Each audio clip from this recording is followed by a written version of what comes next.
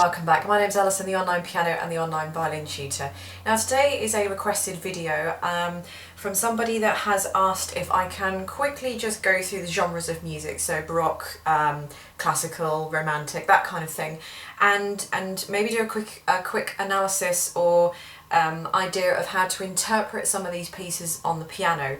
So I got to thinking, and I thought this was a really good idea, and hopefully it's going to help some of you. It's more of a whistle-stop tour, really, to be honest. In terms of interpretation, to be honest, there are so many types of interpretation, and it really does all kind of go down to what type of piece of music that you're playing at the moment. However, I did come out with a few generic ideas that I thought might at least sort of point you in the right direction. So we'll see what happens with that one. So I thought I'd just give you a quick rundown on the brief history of genres. I wrote it all down for you so I don't forget anything. So you've got Renaissance, Baroque, Classical, Romantic and 20th century. So starting with Renaissance, it's generally before 1600s, that kind of, so it's really old. It's not so much played anymore particularly, or personally from my point of view, if I do play anything that's kind of older music, it would be more Baroque music rather than, say, Renaissance. But Renaissance is a polyphonic texture. Polyphonic just means many sounds or many textures. Polyphonic textures, several independent melodies, leaving and entering throughout the music. So you'll have a particular melody that will play for a bar or two, then disappear, then it'll come back again, disappear, come back, it might come back in a different key, disappear, come. So it goes on like that. It's a limited melodic range, no leaps, so it'll quite often move by steps, so you won't get an awkward leap of a seventh or a sixth or something like that. A steady rhythm, nothing too vivace, nothing too fiddly and too fast, because that comes later on. Palestrina, for example, the composer Palestrina, he's an example well known for music in this genre. I'll be going on to examples of these in just a second. Then we're moving on to Baroque, which is 1600s to 1700s, that kind of time-ish. Simple melodic ideas in a balance of polyphonic and homophonic textures. Homophonic is something that moves in step, it's got no independent rhythms, and polyphonic is many. So it's a balance of polyphonic and homophonic textures. The feeling of continuity in the repeated phrasing throughout. Bottom and top staves independent of each other, so you'll quite often have maybe like a call and answer, as we call in music, or two independent melodic lines. So the right hand will be doing one tune, the left hand will be doing a completely different tune, but somehow put them together and they gel brilliantly and they sound great. But each hand is totally independent, and the left hand is just as important as the right hand, and vice versa. The Baroque is the start of the exploration of dynamic ranges, so it's just kind of creeping into when we started to put in the louds and softs and that sort of thing. Okay, J.S. Bach would be a typical example of Baroque music, amongst other composers as well, but the most famous one, J.S. Bach, Well-Tempered Clavier, that kind of thing. Classical, Mozart and Beethoven, we're generally talking here, I'm just naming the most famous composers so that you can relate easily. More balanced phrases, made up of elegant but a simple melodic line, and a symmetrical form that runs throughout. So classical music will have a definite melodic line to it, as I said there. So in other words, the right hand will have a nice tune, whilst the left hand will just simply be doing an accompaniment. It won't be as intricate as Baroque, so it's a lot more simple, less going on with it. As far as the form and the structure goes, it's almost like a beginning, a middle and the end. So you might have heard of sonata form and things like that. So it's like it's like having a tune at the beginning, and then it'll go into a middle section, and then the tune will come back at the end. So it's very sort of simplistic, I suppose you could describe it as. Okay, moving on to Romantic, Chopin and Liszt, the top two that spring to mind here. Independent freedom with new chords entering in, long lyrical melodies and irregular phrases, angular steps along with a homophonic texture. So it's almost where they've broken the form or broken the boundaries of classical music here. So it was their, back in the day, it was their modern version of music, and it was oh, you've not done that before, and you know, because you weren't using so many strict chords as you were in classical, you were just breaking out of that by adding some slightly different, maybe discords, but they still were lyrical and they still went nicely in the music. So I guess it's like modern music today, or how we see modern music today. That's how back in the day they saw romantic music. So it was breaking the boundaries of classical. And then, of course, you've got 20th century music. So anything from Gershwin, for example, to really dissonant stuff. I'm just trying to think, jazz, ragtime, anything that's considered 20th century music, where anything goes, basically, absolutely anything goes. And all of that really is just a culmination of all of these genres. So it started off very simple, everything about it, melodic line, everything was very simple, phrasing, texture, expression, and then we just built up from there, really. So I'm going to try and give you some very brief examples. I'm only going to be playing a few bars literally of some of them, otherwise this video it'll go on for hours and hours, and just give you a few thoughts on actual interpretation with the music. So Renaissance music. I've got to be honest with you, I struggled a little bit to find some Renaissance music simply because I actually don't have any Renaissance music personally myself. I have a lot of Baroque stuff, but I don't have anything Renaissance. So I found the closest thing to Renaissance music that I can find, just to give you an idea. So this isn't quite Renaissance. Technically the piece isn't Renaissance, but it's the closest thing that I could find for you guys to demonstrate on this video.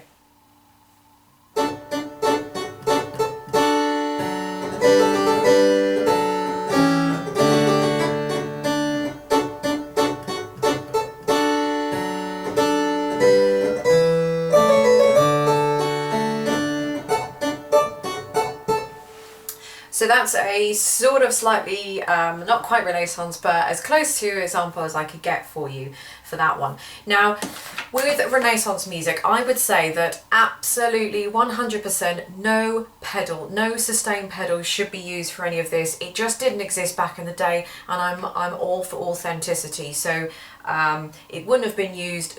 Don't use it. So absolutely no pedal there. These parts, there's many parts, they're often independent, and a lot of the notes are actually sustained themselves. So the fingers did a lot of sustaining, so you'll find that maybe there might be two or three tunes, independent tunes going on there that I've got to play with both hands, and I'm sustaining some of the notes underneath them. It's not always obvious as to the melody. I know there was a definite melody in there, but as I said before, this isn't quite Renaissance, so the melodic line wouldn't be quite as obvious as this one, for example. Renaissance music seems to focus a lot more on cadences and suspensions rather than a strict melodic line, as we come to discover in Baroque and classical, for example. And as for the interpretation, well, my opinion of my interpretation of these pieces of music would be really just to play exactly as the music says, job done. There's no expression, there's no room for negotiation, there's nothing, because the instruments they would have played on in those days weren't a pianoforte, certainly not a digital piano that we've got now, so the limitations of the instrument would have been very limited, so they wouldn't have had the chance of being able to, to sustain too many notes, to put too much expression in it as well. So absolutely kind of no, almost just playing it as a blank canvas, just take all your emotion out of it, play exactly what it says on the music. If you want to add a slight bit of phrasing, you know, why not? But just think about the capabilities of the instrument that they had back in the day. Okay. So, Baroque. Now, Bach's 48 Preludes and Fugues from the Well-Tempered Clavier. Clavier is the first thing that springs to mind here.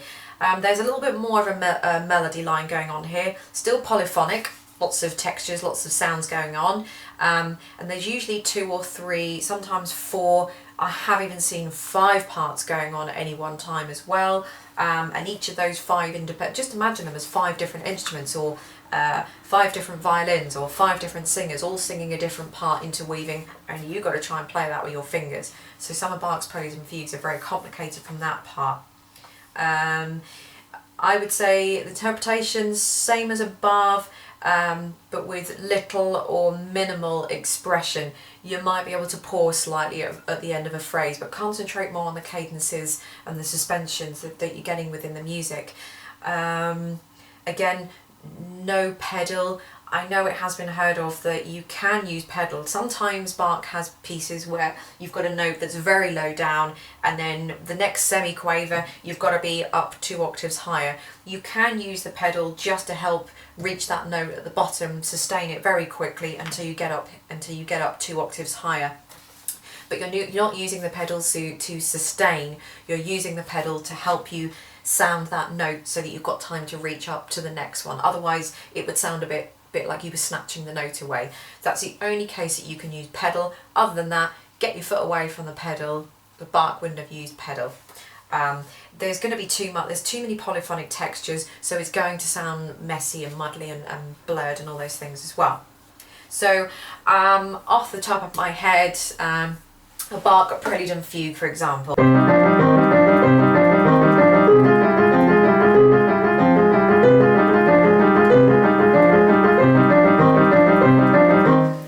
Just a quick example of a prelude and fugue there. So that's going to be Baroque. So my right hand,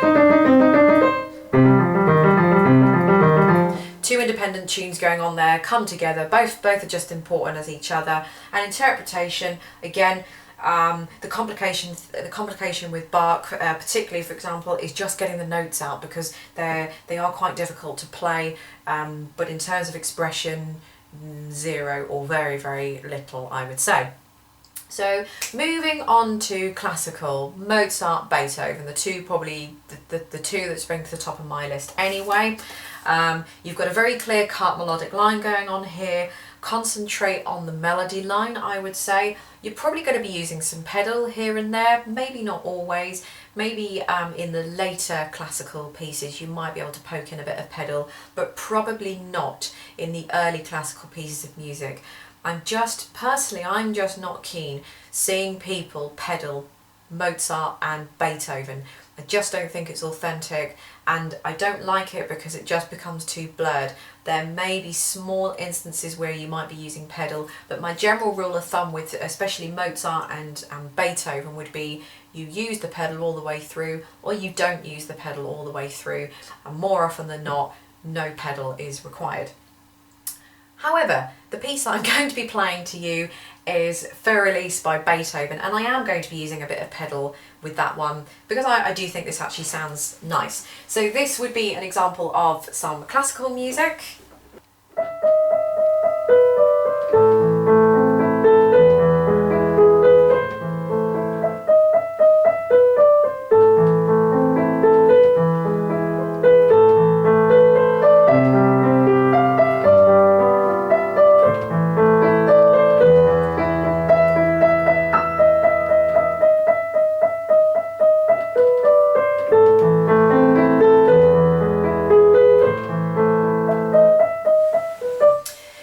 That's an example of a classical piece of music. So there is room for expression, particularly in that one,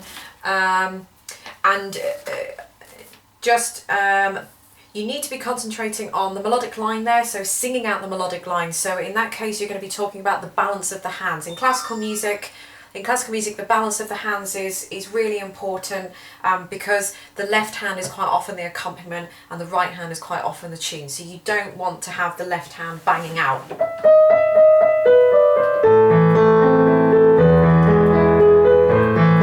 You don't want to be banging out the tunes. You definitely want the level of the hand, so you definitely want the right hand to be a lot louder than the left hand here, because it is an accompaniment, and this is the first kind of genre where an accompaniment is taken in with the left hand, unlike Baroque where they're both equal, so both of them can be kind of fighting out, so to speak.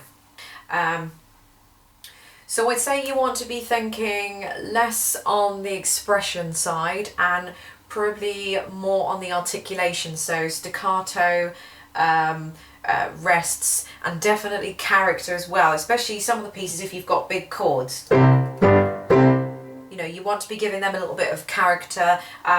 It's almost like you're painting a picture to music as well, so less of the expression and more probably on articulation for that one. So that's classical. Now moving on to romantic. Chopin and Liszt are the two that I can think of here. Very, very expressive. It's where it moves on from classical. You can definitely hear in the last part of the classical, moving on to romantic, that late classical is very similar to romantic because that's when they start creeping in. And then of course romantic goes into 20th century, but romantic music is very very reminiscent of being very expressive, lots of rubato. You've got a lot more, the melodies are a lot more lyrical, they're a lot more sustained, there's a lot more to give, there's a lot more to play around with, more articulation, anything like that. So I'd say there was interpretation, generally a lot of push and a lot of pull going on there, so in terms of tempo, a bit of rubato, robbing time here and there. Pedal, yes, use of pedal, obviously make sure it's pedaled properly. But you need to be able to learn to see through the music. Just playing what you see on the music, you know, if it says a crescendo here, a diminuendo there, that's not enough. You need to do your research with this. So you need to look into the composer, you need to play some other pieces that are similar to this, perhaps if it's from a particular set, see what the other ones are about, listen to other people's interpretations, go on to good old YouTube or some recordings, listen to anybody else that's done this as well, because you'll hear some very varied interpretations, and then you can culminate all of those and take all of those and make this your own. But just being taught to play what you see on the music isn't going to cut it with romantic music. You need to feel the expression, you need to relate to the music. If you can't, then you won't put the correct amount of expression into it. So this is Waltz Opus 69 number 1. This is just by Chopin. I'll just play a few lines for you.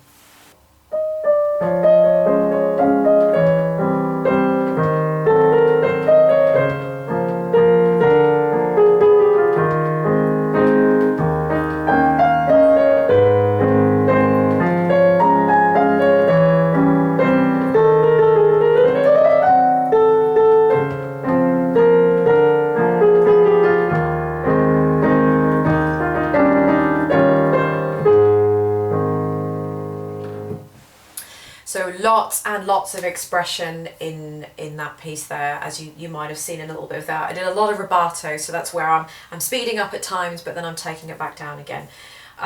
So there are lots and lots of pieces in romantic, but this is just one little quick example there of how you can put the expression into that one. And then finally, to finish with, you're just looking at your more 20th century music. So that can be anything from I don't know, jazz, rag, anything by Gershwin, all the way to your really modern stuff, for example. So I don't know, a Scott Joplin rag.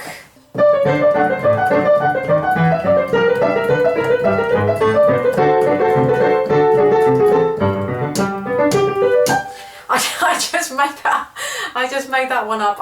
Or this one, for example, it's in the style of a cakewalk.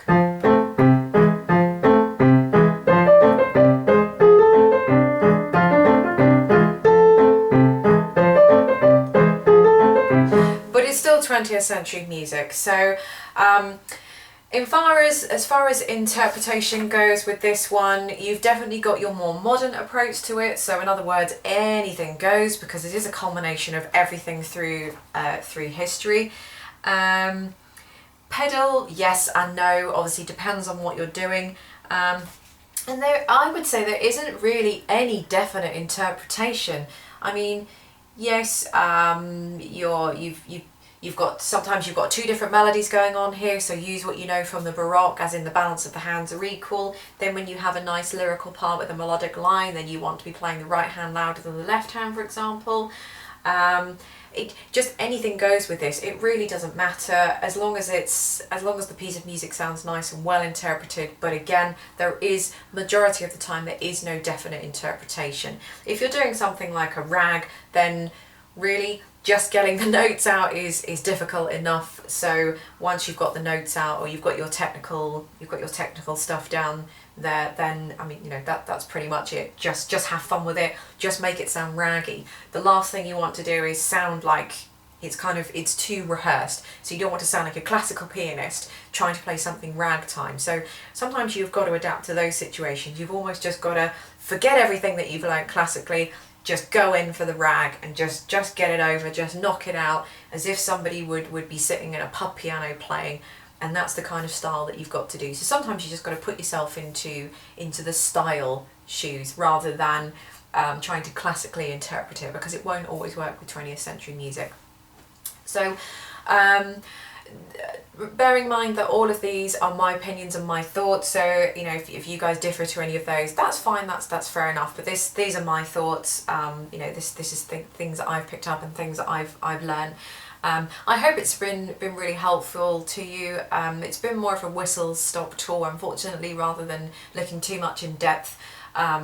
It just would have involved too much, because interpretation really does depend on the type of music, but hopefully it's give you a slightly more knowledge than you did have to start with about how to interpret the different genres of music. So thanks very much for watching. If you like my videos and want to see more, then please subscribe to my channel, and I'll catch you all next time.